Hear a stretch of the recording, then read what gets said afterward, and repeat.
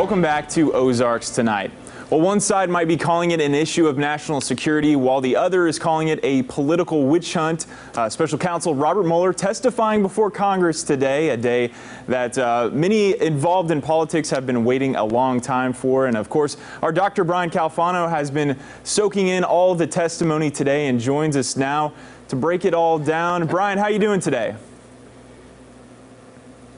I'm doing okay, John. As you said, I had to sit through a lot of this hearing, and I honestly think it's an issue of mental health at this point as to whether or not you continue to watch it. Honestly, there's not a lot of news that comes out of these types of hearings. We, of course, in the media want to cover them and provide some degree of synopsis for our viewers because it is the United States House of Representatives.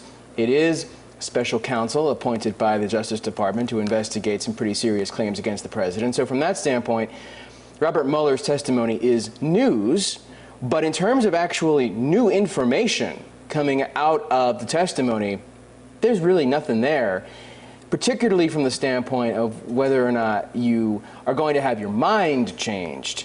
If you went into this watching special counsel Mueller thinking the president of the United States didn't do anything wrong, there's nothing that Mueller or anyone else would have said today that would have changed your mind, and vice versa. I think there's a sense on the part of a lot of conservatives and Republicans with all of this that the whole thing started off under very suspicious circumstances. And I mean the whole thing in terms of accusations made against the president and the notion of collusion and the notion of some kind of obstruction of justice, and that the goal for Republicans was to try to attack the very credibility and the moral and legal justification of the investigations that went on.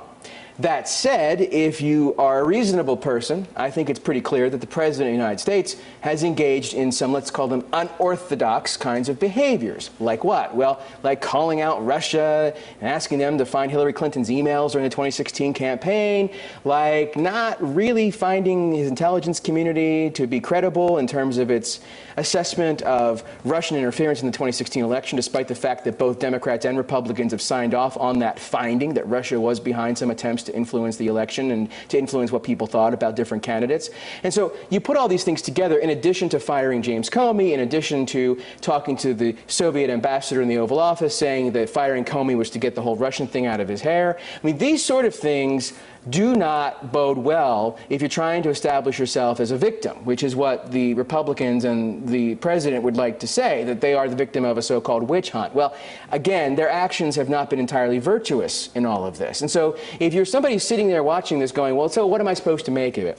Make of it this: nothing is going to happen to the president of the United States right now as long as he's the president of the United States. The Justice Department will not indict a sitting president per its policy, and I don't think, politically speaking, Nancy Pelosi and the House leadership are going to pursue any kind of impeachment proceedings against the president.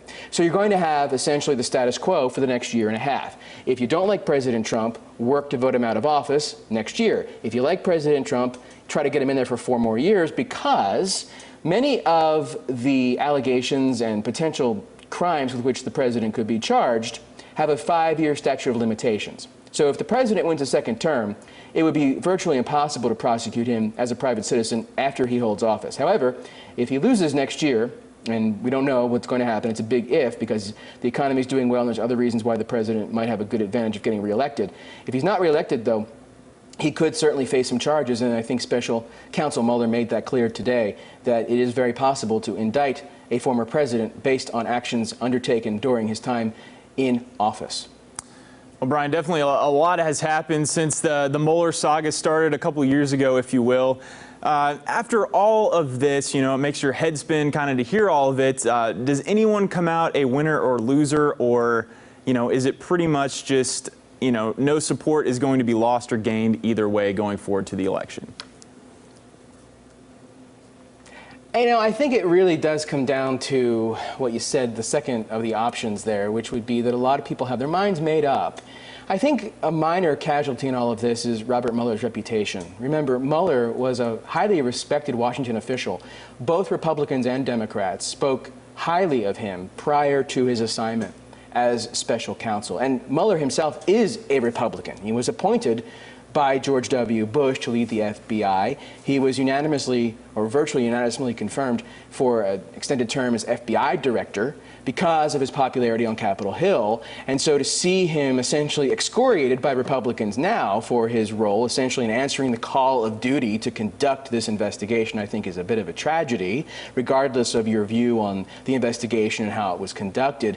The other thing is that I think it's just one more of these little drips into the bucket of cynicism that the public has about our political process and about our leaders. And of course, in our system of government, self-government, you're going to end up having a good degree of skepticism and, let's say, concern about the motives of those running and holding elective office. But we've gotten to a point in this country now where nobody tends to believe anything that comes from somebody from the other side of the political aisle, as they are. And that's dangerous, because we need to find those people in our society and in our politics who are the trusted or honest brokers of information and investigations and assessments. And if we lose that group of people, and if everything comes down to a partisan show of whether or not you have an R or a D next to your name, then we are in big trouble in this country. And that goes far beyond any threat to our elections posed by Russia or any other foreign power. Now, we'll definitely see how it plays out as we go forward. Dr. Brian Calfano, thanks so much for joining us again on Ozarks Tonight. We really appreciate it. We'll be back with more Ozarks Tonight right after this.